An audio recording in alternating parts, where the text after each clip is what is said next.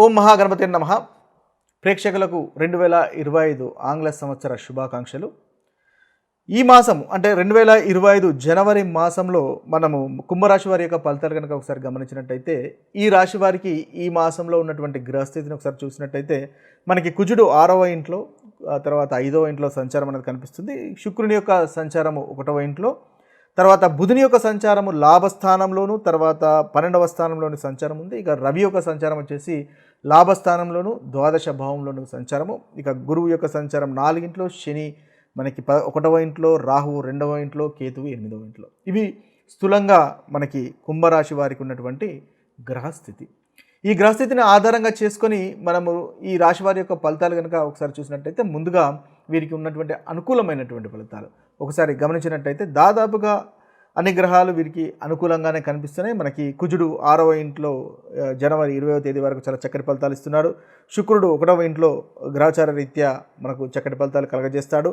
బుధుడు కూడా 24వ తేదీ వరకు లాభస్థానంలో సంచారము, చక్కటి ఫలితాలు కలుగుతున్నాయి.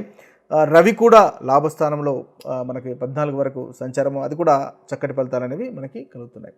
ఓవరాల్గా చూసినట్టయితే మనకు కుజుడు, శుక్రుడు, బుధుడు, రవి కూడా మనకు ఈ మాసంలో ఒకానొక సందర్భంలో మంచి ఫలితాలే కలుగజేస్తున్నారు. కాబట్టి అత్యధికంగా అనుకూలమైనటువంటి ఫలితాలే మనకి కుంభరాశి వారికి ఈ మాసంలో గోచరిస్తాయి. అయితే ఈ అనుకూలమైనటువంటి ఫలితాలు ఏ ఫలితాలు అని మనం ఒకసారి చూసినట్టయితే, ముఖ్యంగా అన్నింటా జయము, కార్యసిద్ధి, శత్రునాశనం అనేది కుజుని వల్ల మనకు కలుగుతుంది.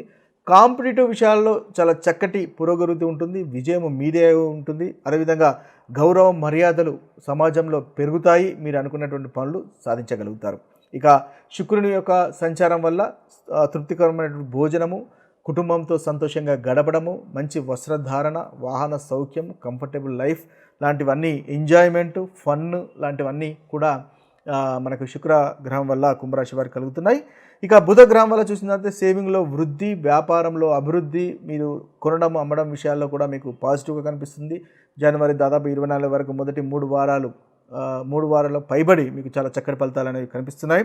మీ యొక్క వాక్కు ద్వారా, మాట ద్వారా మంచి ఫలితాలు అనేవి ఈ కుంభరాశి వారు ఈ మాసంలో పొందగలుగుతారు. దూర ప్రాంతం నుంచి శుభవార్తలు వినేటటువంటి అవకాశాలు కూడా కుంభరాశి వారికి ఈ మాసంలో కనిపిస్తున్నాయి.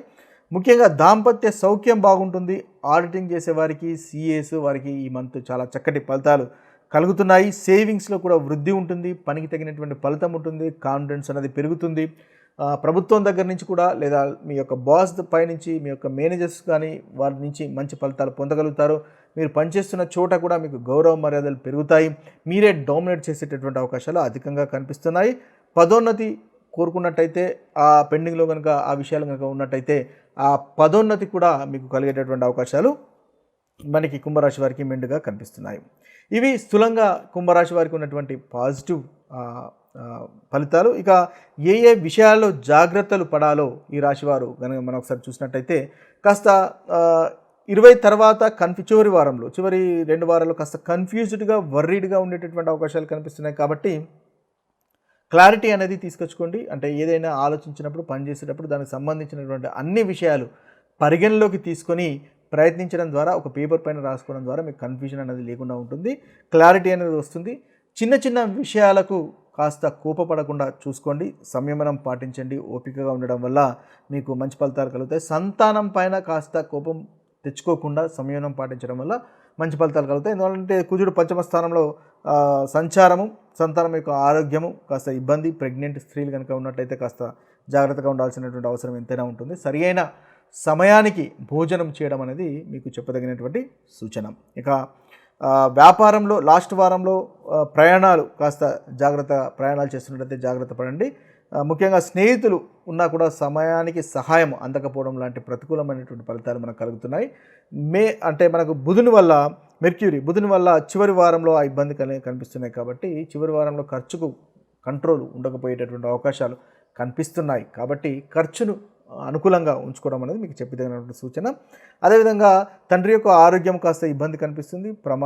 చిన్న ప్రమాదాలు ఉండే అవకాశాలు కనిపిస్తున్నాయి. కాబట్టి 2వ భాగంలో కాస్త జాగ్రత్త పడండి.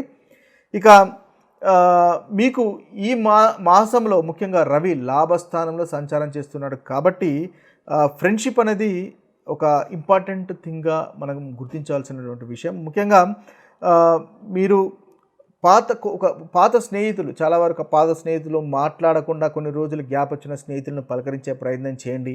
ఈ మాసంలో ఏదైనా వారి బర్త్డే కానీ ఏదైనా విషెస్ ఉన్నా కూడా విషెస్ సొంతంగా అంటే కాల్ చేసి చెప్పడము, కలవడము లాంటి ప్రయత్నాలు చేయడం వల్ల మంచి ఫలితాలు పొందగలుగుతారు. ఈ యొక్క సంచారం ఏదైతే లాభస్థానంలో రవి యొక్క సంచారం ఉందో ఆ సంచారం మీ యొక్క పాత స్నేహితులను లేదా మిత్రులతో కలిసి గడపడానికి కావాల్సిన మంచి సమయంగా మనము గుర్తించవచ్చు. కాబట్టి మీకు స్నేహితులంటే అభిమానం ఎంత ఉందో లేదా వారిని ఎంతగా కేర్ చేస్తారో అలాంటి విషయాలను వాళ్ళకి తెలియజెప్పడం అనేది ఈ సంచారంలో మీకు మంచి ఫలితాలను అనేది కలగజేస్తుంది. అలాగే కొత్త వ్యక్తులను కూడా ఫ్రెండ్స్గా చేసుకునే ప్రయత్నం చేయండి. తద్వారా మంచి ఫలితాలు అనేవి మనకి కుంభరాశి వారికి కలుగుతాయి. ఇక మీ యొక్క పరిహారాలు కనుక మనం గమనించినట్టయితే ముఖ్యంగా కుజునికి మీకు రెండవ భాగంలో కుజునికి సంబంధించిన హనుమాన్ చాలీసాను పఠించండి. తద్వారా మంచి ఫలితాలు పొందుతారు. అదేవిధంగా సుబ్రహ్మణ్య స్వామిని పూజించడం వల్ల కూడా ఈ మాసం కుంభరాశి వారికి చక్కటి ఫలితాలు కలుగుతాయి. రాహు కేతుల యొక్క పూజ చేసుకోవడం వల్ల కూడా ఈ మాసంలో మీకు మంచి ఫలితాలు కలుగుతాయి. ఓం మహాగణపతే నమః. ప్రేక్షకులకు సంక్రాంతి శుభాకాంక్షలు. అయితే మనం మకర సంక్రాంతి గురించి కనుక మాట్లాడుకున్నట్టయితే ఈ మకర సంక్రాంతి పండుగకు మరొక పేరు ఉత్తరాయణం అని కూడా అంటారు. అంటే ముఖ్యంగా ఎప్పుడైతే మనకు రవి ధనుసు రాశి నుండి మకర రాశిలోకి సంచారం చేస్తాడో అప్పుడు మనము ఈ సంక్రాంతి పండుగను జరుపుకుంటాము. దీన్ని సంక్రమణము అంటే సంక్రాంతి అంటే సంక్రమణము కాంతి అంటే ఏదైతే రవి కాంతి రూపంలో మకర రాశిలోకి ప్రవేశిస్తాడో మనము సంక్రమణం జరుగుతుందో దానిని సంక్రాంతి పండుగగా జరుపుకుంటాము. ఇది ఒక చాలా స్పెషల్ పండుగగా కూడా మనము ఈ సంక్రాంతి పండుగను చూస్తాము. అయితే ఈ సంక్రాంతి అంటే ఉత్తరాయణము అని కూడా అంటారు. ఉత్తరాయణం అంటే రవికి మనకు ముఖ్యంగా సూర్యునికి రెండు రకాల దిశల ప్రయాణం ఉంటుంది. ఒకటి దక్షిణాయనం, ఒకటి ఉత్తరాయణం. ఇది ఉత్తరాయణం ప్రారంభం కాబట్టి దీన్ని ఉత్తరాయణము అని కూడా అంటారు. ముఖ్యంగా న్యాచురల్గా జనవరి 14-15లో ఉత్తరాయణం ప్రారంభమవుతుంది. అదేవిధంగా జూలై 16-17కు దక్షిణాయనం అనేది ప్రారంభమవుతుంది. ఇది నార్మల్గా మనకు ప్రతి సంవత్సరం జరిగేటటువంటి విషయం. అయితే ఈ ఉత్తరాయణమునకు ముఖ్యమైనటువంటి విశిష్టత ఏంటో కనుక మనం చూసినట్టయితే మనకు కురుక్షేత్ర యుద్ధము మనకు అందరికీ తెలిసినటువంటి విషయమే. కురుక్షేత్రంలో కూడా భీష్మ పితామహుని యొక్క మరణము ఆయన ఎప్పుడు మరణించాలో నిర్ణయం చేసుకునేటటువంటి వరము ఆయనకు ఉంది. కాబట్టి మన పురాణాలు ఏం చెప్తాయంటే ఈ భీష్మ పితామహుడు ఉత్తరాయణం ప్రారంభమైనప్పుడు తన తుది శ్వాస విడిచాడు అని చెప్తాయి అన్నమాట. అంటే ఉత్తరాయణకు ఉన్నటువంటి విశిష్టతను మనకు పురాణాలు కూడా చెప్తున్నాయి. అయితే ఈ సంక్రాంతి రోజు మనము ఎలాంటి పరిహారాలు చేసుకోవాలి, ఎలాంటి పనులు చేయాలి, తద్వారా మనకున్నటువంటి పుణ్యము పెరుగుతుంది, పాపాలు తగ్గుతాయి, తద్వారా మనకు అనుకూలత అధికంగా పెరుగుతుందో చూద్దాం. అయితే మకర సంక్రాంతి మనకి 9:03 ఉదయం 9:03 ఉంటుంది.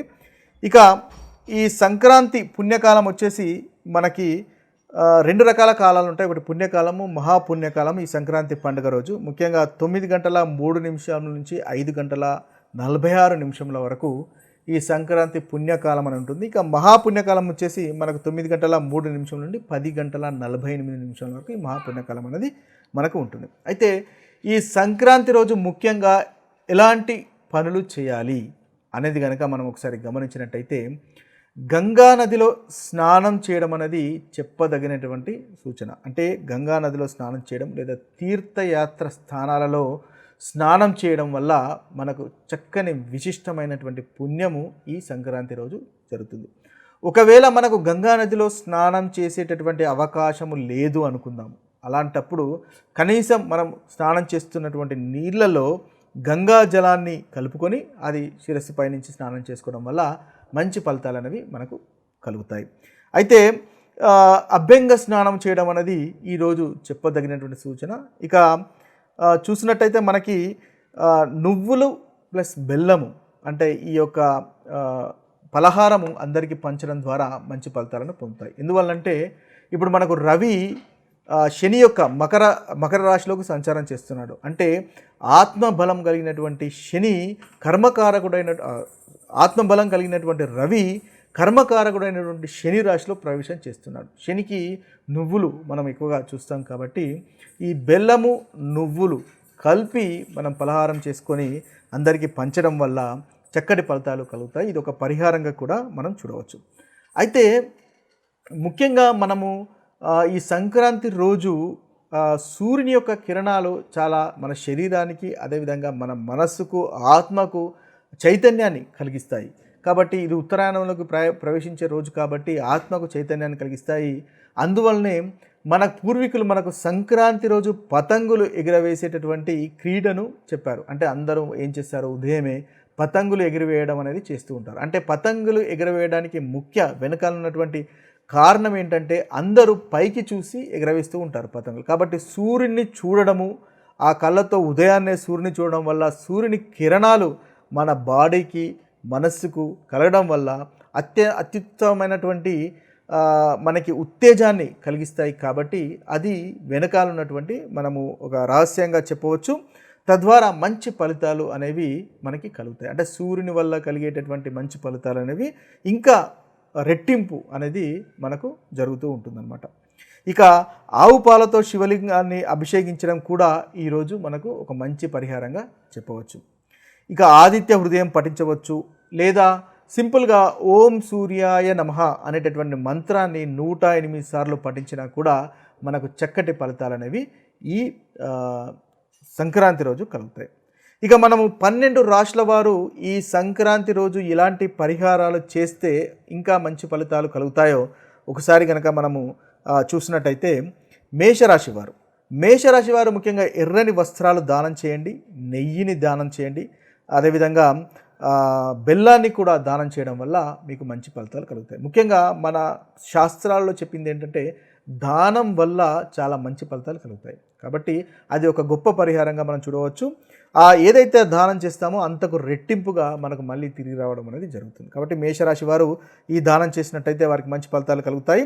ఇక వృషభ రాశి వారి యొక్క పరిహారాలు కనుక చూసినట్టయితే సంక్రాంతి రోజు తెల్లటి వస్త్రాలు దానం చేయండి, అదేవిధంగా పెరుగును లేదా చందనాన్ని కూడా ఈ వృషభ రాశి వారు దానం చేయవచ్చు. ఇక మిథున రాశి వారి కనుక చూసినట్టయితే మిథున రాశి వారు పచ్చని వస్త్రాలు దానం చేయండి, లేదా గోమాతకు గడ్డిని తినిపించడం వల్ల మనకు మిథున రాశి వారికి చాలా చక్కటి ఫలితాలు పొందుతారు. అదేవిధంగా గణపతికి గరికతో పూజించడం వల్ల కూడా ఈ సంక్రాంతి రోజు మనకి మిథున రాశి వారికి చాలా చక్కటి ఫలితాలు కలుగుతాయి.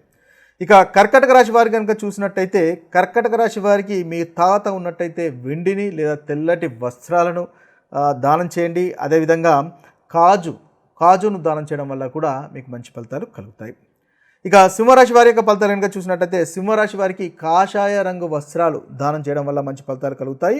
ఇక పిస్తా పప్పు దానం చేయడం కూడా చేయవచ్చు. అదేవిధంగా ఎర్రటి మిరపకాయలు లేదా కారపొడిని కూడా దానం చేయడం వల్ల మనకి సింహరాశి వారికి మంచి ఫలితాలు అనేవి కలుగుతాయి.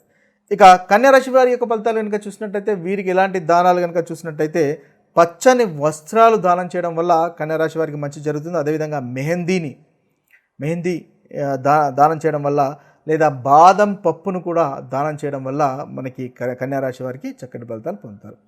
ఇక తులారాశి వారు చేయవలసినటువంటి పరిహారాలు కనుక ఒకసారి చూసినట్టయితే తులారాశి వారికి సిల్క్ వస్త్రాలను దానం చేస్తే మంచి ఫలితాలు కలుగుతాయి. అదేవిధంగా వాల్నట్స్, మనకి ఏదైతే డ్రై ఫ్రూట్స్ ఉంటాయి కదా, ఆ వాల్నట్స్ దానం చేయడం వల్ల కూడా తులారాశి వారికి చక్కటి ఫలితాలు పొందుతారు. ఇక వృశ్చిక రాశి వారి యొక్క ఫలితాలు కనుక మనం చూసినట్టయితే వృశ్చిక రాశి వారు కూడా ఎర్రటి వస్త్రాలను దానం చేయవచ్చు.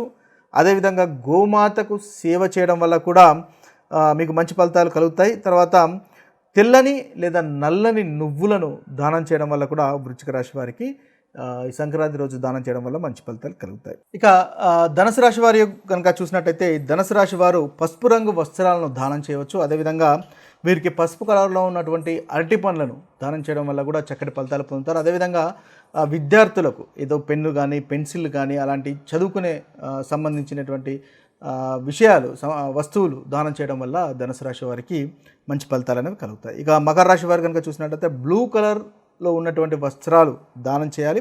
నల్లటి నువ్వులు మాత్రమే వీరు దానం చేసే మంచిది. అదేవిధంగా నూనె కూడా దానం చేయవచ్చు. నల్లటి ద్రాక్ష పళ్ళను దానం చేయడం వల్ల ఈ సంక్రాంతి రోజు వీరు చక్కటి ఫలితాలు పొందగలుగుతారు. ఇక కుంభరాశి వారు కనుక చూసినట్టయితే కుంభరాశి వారు నల్లటి వస్త్రాలు మరియు చెప్పులు దానం చేయడం వల్ల కుంభరాశి వారికి చక్కటి ఫలితాలు అనేవి కలుగుతాయి. ఇక మనకు చూసినట్టయితే మీనరాశి వారికి కూడా పసుపు రంగు వస్త్రాలను దానం చేయవచ్చు గురువు కాబట్టి. ముఖ్యంగా కొబ్బరికాయలు దానం చేయడం వల్ల, అదేవిధంగా అరటి పండ్లు దానం చేయడం వల్ల మీనరాశి వారికి చక్కటి ఫలితాలు కలుగుతాయి. ఇవి స్థూలంగా 12 రాశుల వారు చేయవలసినటువంటి పరిహారాలు. ఇక మరొక వీడియోలో మరొక మంచి విషయంతో కలుద్దాము. అంతవరకు సెలవు. సర్వే జన సుజనో భవంతు, సర్వే సుజన సుఖినో భవంతు. నమస్తే.